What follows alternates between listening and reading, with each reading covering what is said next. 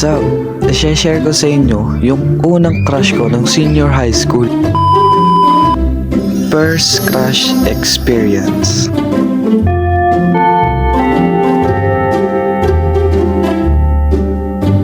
Boy, tignan mo yung principal, ang kintab ng ulo. Kupal. Okay, class. Mag-groupings tayo. Oy, group 1 ako. Kaya ako Paul.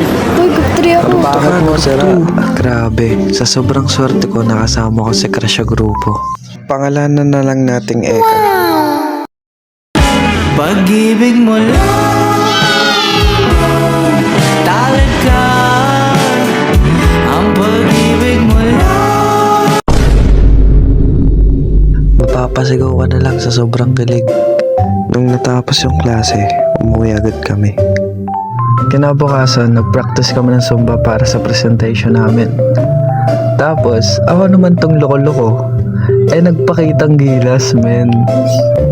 Uy, Sel, nandiyan ka na pala?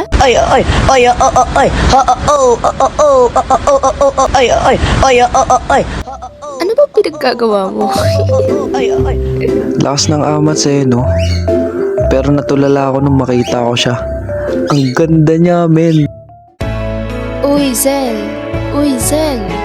Uy, ba't ka tutula? Uy, Sel. Ba't ganun? Ang ganda mo. Ano ulit sabi mo? Sabi ko, ang ganda mo. Parang sirato. Bago tayo matapos, kilalanin muna natin si Ana. Hello? Ako nga pala si Ana, ang nag-voice over kay Eka.